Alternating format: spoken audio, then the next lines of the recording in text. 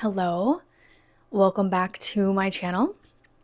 I have a very good question for you today, a nice pondering. Do you choose yourself? Like, really choose yourself?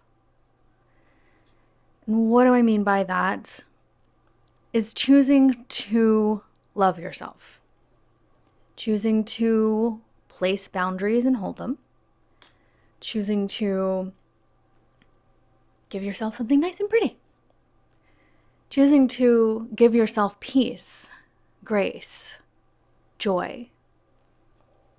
Are you choosing yourself?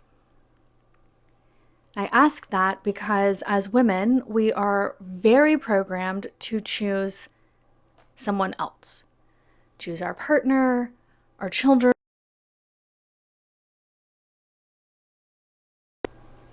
choose, oh, I just got a call. This is my mama. We are programmed to choose everyone but ourselves. Even in the space that I grew up in the churches that I grew up in, it was very promoted that you gave to everyone before you gave to yourself, and that was the basis of a strong, good woman, is that everyone else is fed and maybe you get to eat later. And none of that was actually said, but it was very heavily implied with the energy, was the way that the mothers around me operated, of giving to others instead of giving to themselves. So when I started going to therapy, I started really making a choice to give to myself. And a lot of people call that selfish. And there are times and places where selfishness applies, of course, but when you're leaving a abusive relationship or a chaotic environment, you need to choose yourself. You have to. It's kind of not an option to choose yourself in order to get out of that space, in order to overcome that environment, in order to be different, in order to not repeat these patterns. You have to choose yourself. You have to choose to look in the mirror, choose to give grace when your mind wants to insult you, choose to give love when the initial reaction is to chastise. So I have had an experience where after my divorce, I chose myself. I wrote a letter to myself, I made promises and vows, and I, to this day, haven't broken them.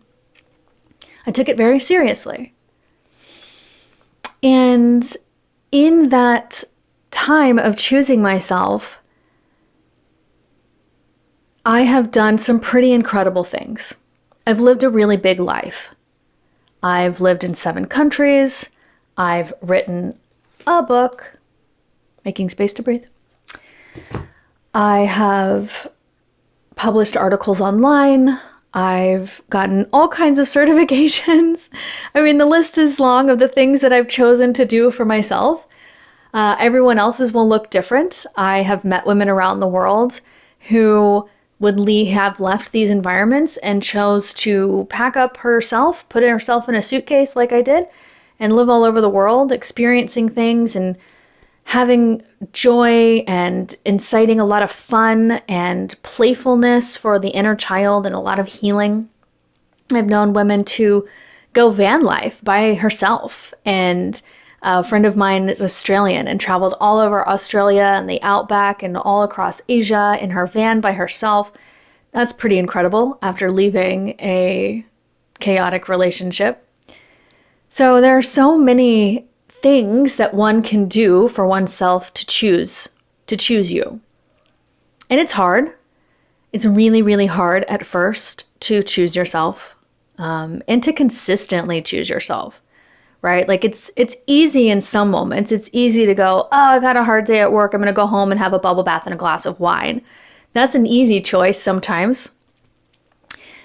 But it gets hard when you choose yourself and you have to maybe in the interim hurt someone else, potentially let a friend go, or end a job perhaps that you liked, but something wasn't quite right there in terms of choosing yourself. And so it'll look different when you first start to choose yourself. It's hard, and as it persists and goes on, it can sometimes become very, very challenging, and it can be painful at times. I'm not going to say choosing yourself is this, rainbows and roses, because it's not always. Choosing yourself when you leave abusive environments means choosing to stay out of abusive environments, whatever that means for you.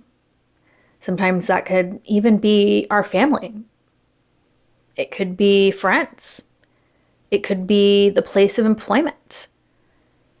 So when you make choices to choose yourself, it kind of snowballs.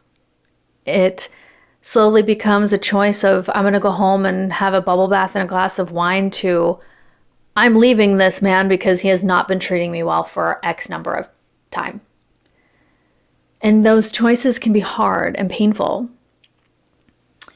But I can tell you, having chosen myself over and over again, even when it hurts, even when I've been alone, even when I've been single for a long time, choosing myself, my health, my physical health, my mental health, my spiritual wellness, choosing my peace and my joy has led me to here, has led me to find peace, to find joy, and to be happy in almost any environment. I have become very adaptable to change.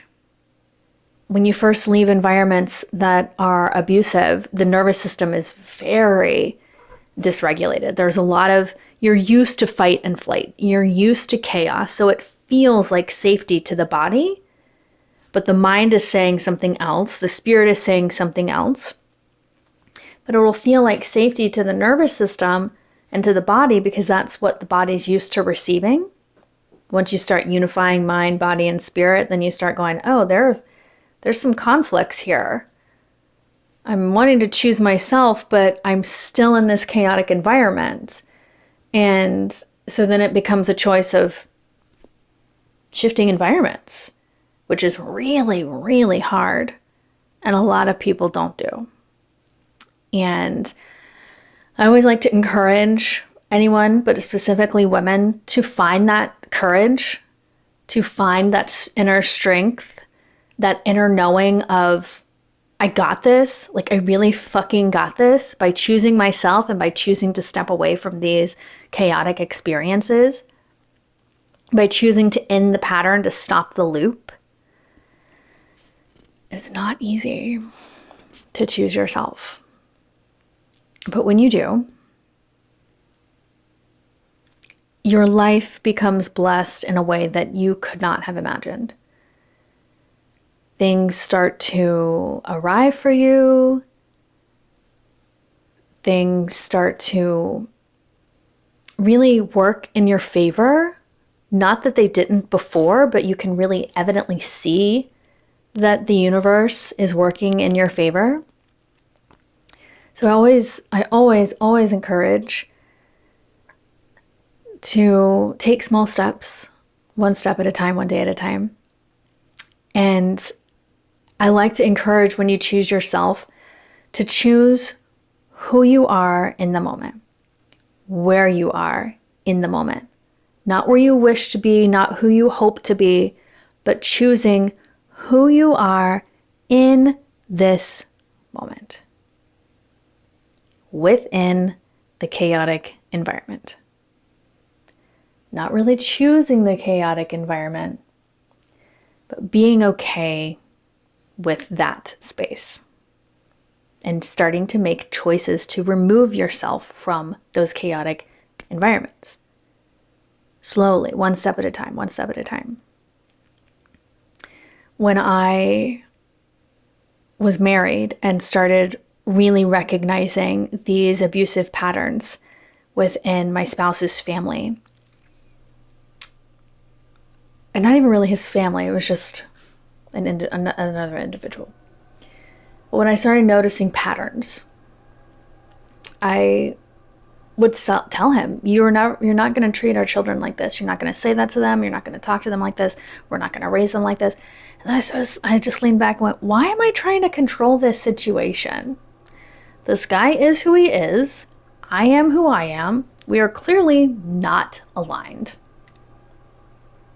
If I am married to a person who is speaking so ill to me that I then start defending hypothetical don't exist children, there's a problem. So I had to start making those choices and looking around and going, okay, I don't want to be in this environment.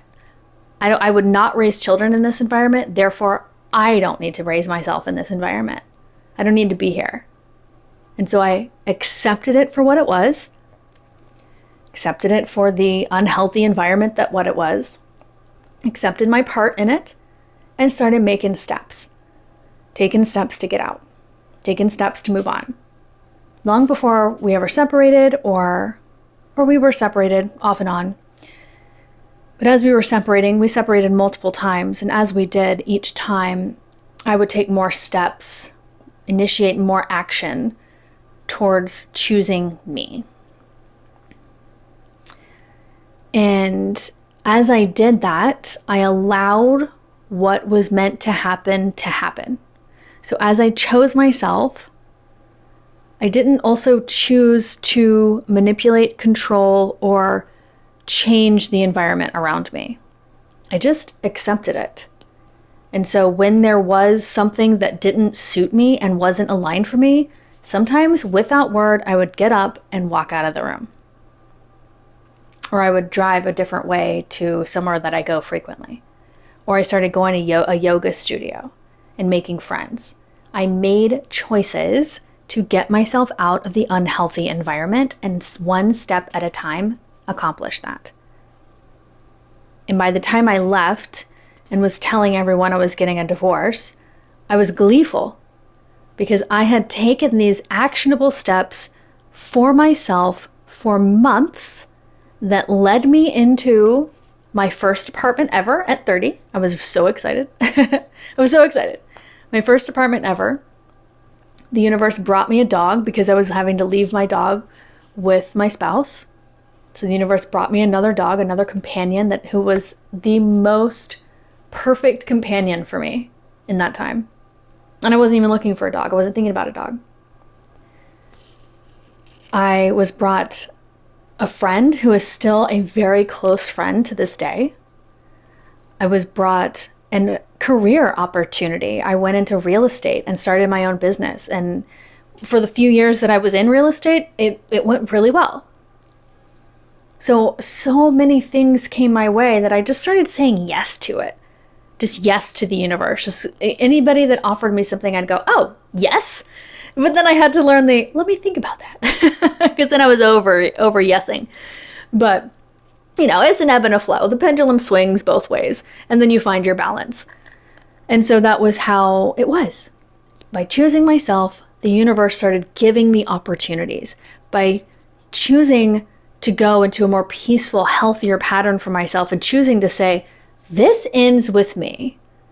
There's abusive patterns in his extended family, in my extended family, and it ends with me in this chair right now, 11 years ago.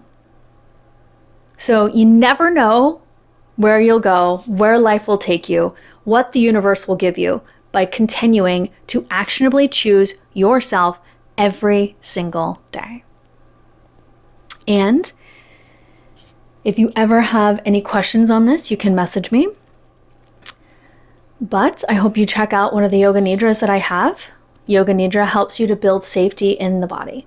So as you are working with yourself to choose yourself, you can find one of my Yoga Nidras that's for choosing, that is for building safety in the body, that is for emotional regulation, that is for pain in the body as you grieve.